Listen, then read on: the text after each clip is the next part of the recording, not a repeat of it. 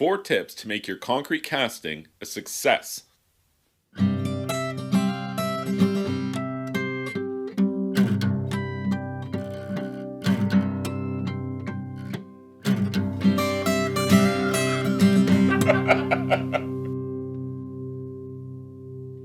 Concrete casting is fun and I want yours to work, so here are 4 tips for concrete casting success.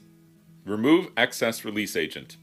Of course, if you're casting concrete, you know that you need to use a release agent, but you have to be careful. Don't let it pool in the mold. If you do so, you could compromise the surface finish of your concrete.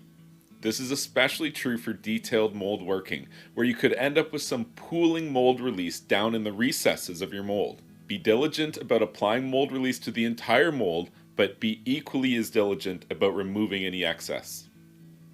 Use water reducer or super plasticizer.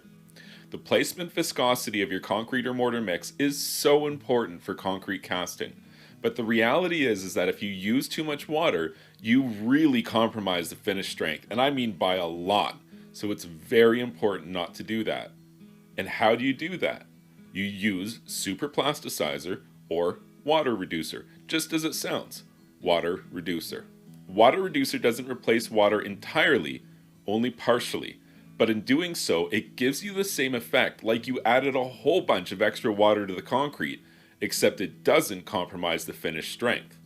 If you want your concrete castings to be better, start looking into admixtures like super plasticizer or water reducer.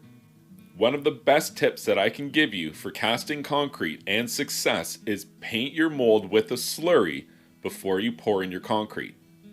A slurry is cement and water, usually no sand at all, and it's mixed together to be the consistency of perhaps cake batter or warm butter. Use a paintbrush, paint it into your mold, and then cast your concrete before the slurry dries.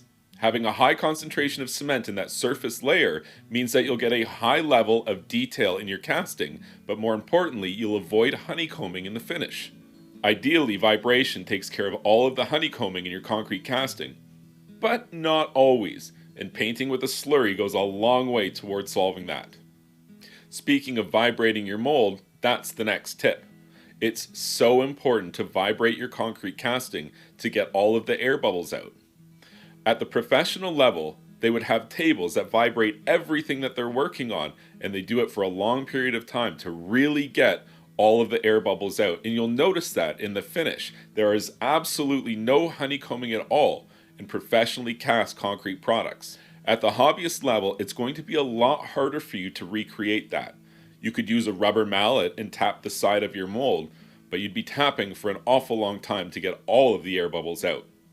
One of the best tips I can give you is to buy a palm sander that you dedicate as your concrete vibrator. Just a few minutes of vibration on each mold and you will have much higher quality cast concrete pieces.